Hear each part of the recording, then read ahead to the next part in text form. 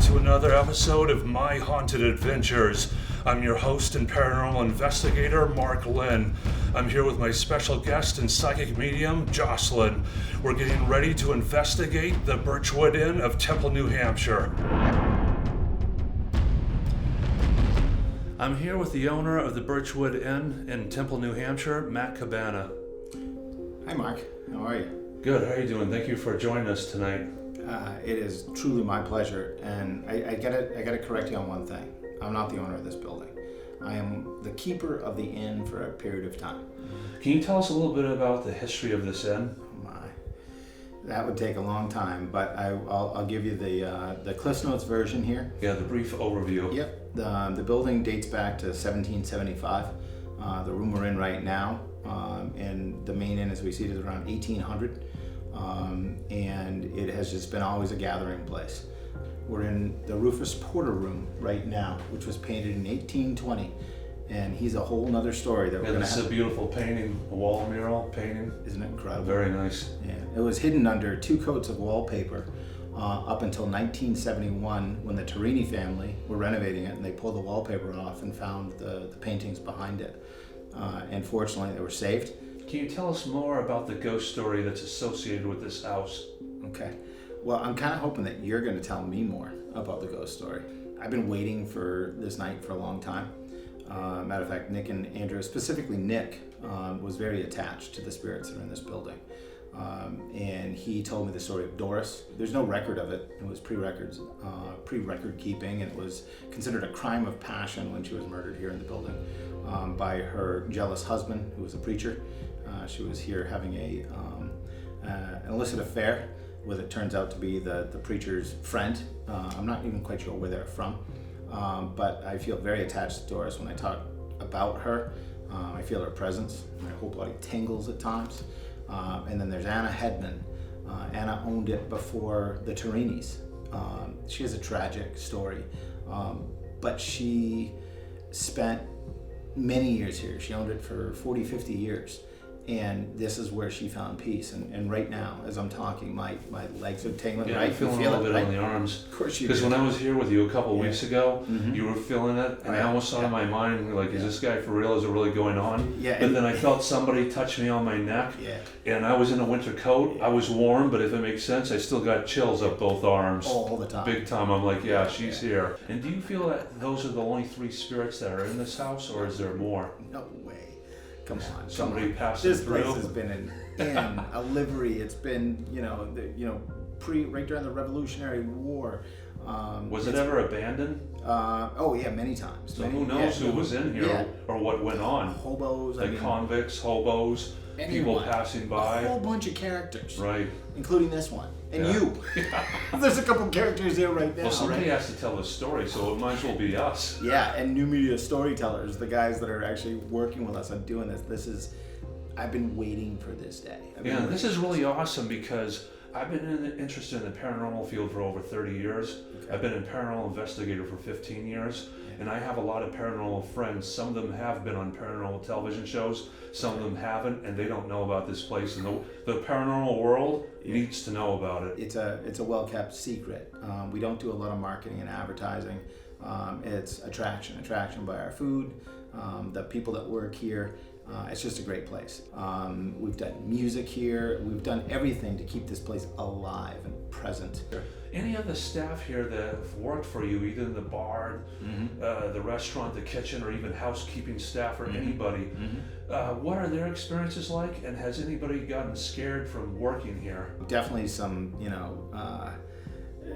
experiences. And I call her Doris because that's the name that I was given by Nick and Andrew. Is the one that I feel like I'm most connected with. And when she's upset, from my understanding, she breaks a lot of things. I will say since our tenure took over here, I think when Nick and Andrew left, there was a lot of that going on.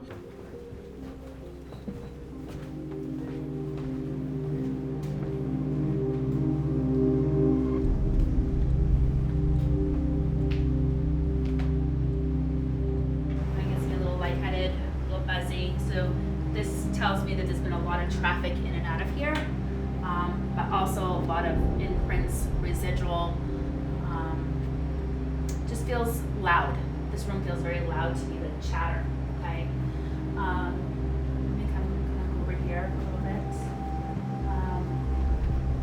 Yeah, I feel a lot of noise, and I'm hearing a lot of noise in my head. Smelling a little bit of cigarette smoke in this room. Very masculine energy here. I feel very 1700s. A lot of Civil War stuff. Feeling the presence of a male energy. He's a tall, thin guy with some facial hair. I would say probably about 6'2", maybe like 160 pounds. I feel his energy in here a lot. Do you feel like a female energy at all? I felt her more towards the entrance of the building.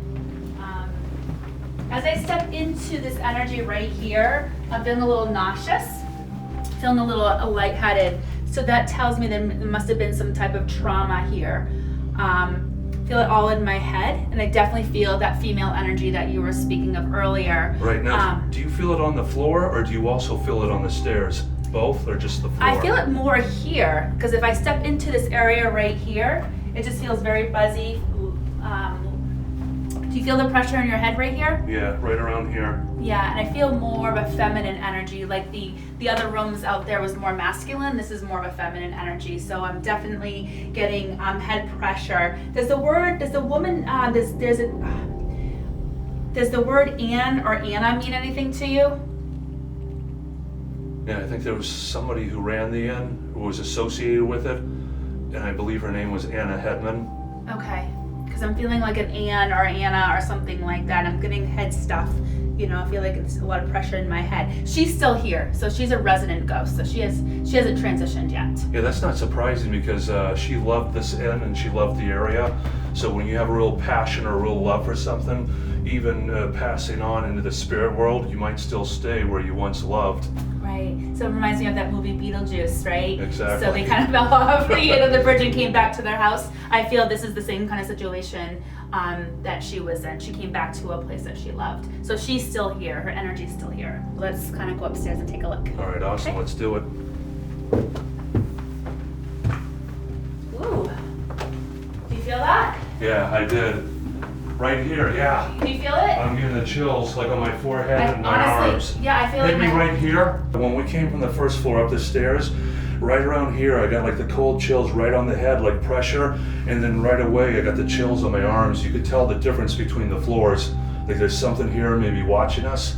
Yeah, my heart is pounding out of my chest right now. I feel I got feel pressure on the head, chills on the arms. Feeling anxiety, like I can't catch my breath right now.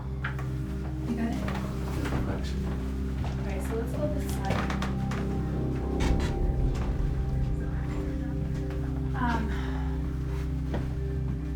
This room seems like the saddest room to me. Seems kind of, I feel sad.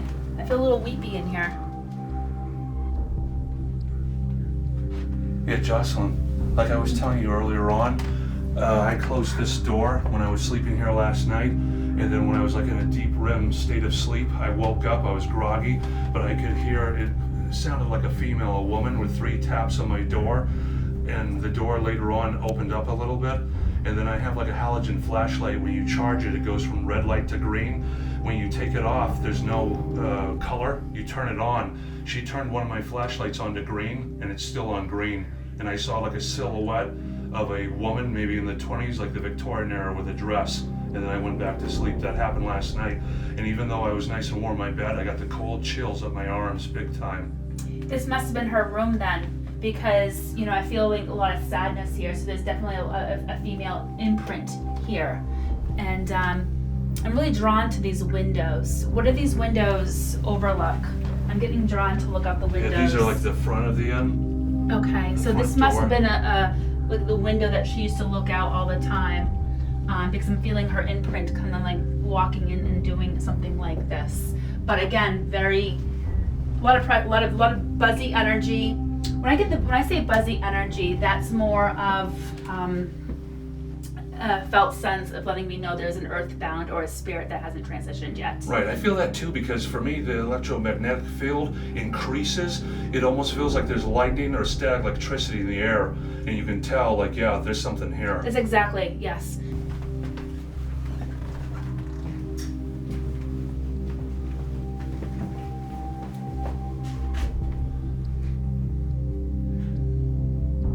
I feel an older woman presence in this room.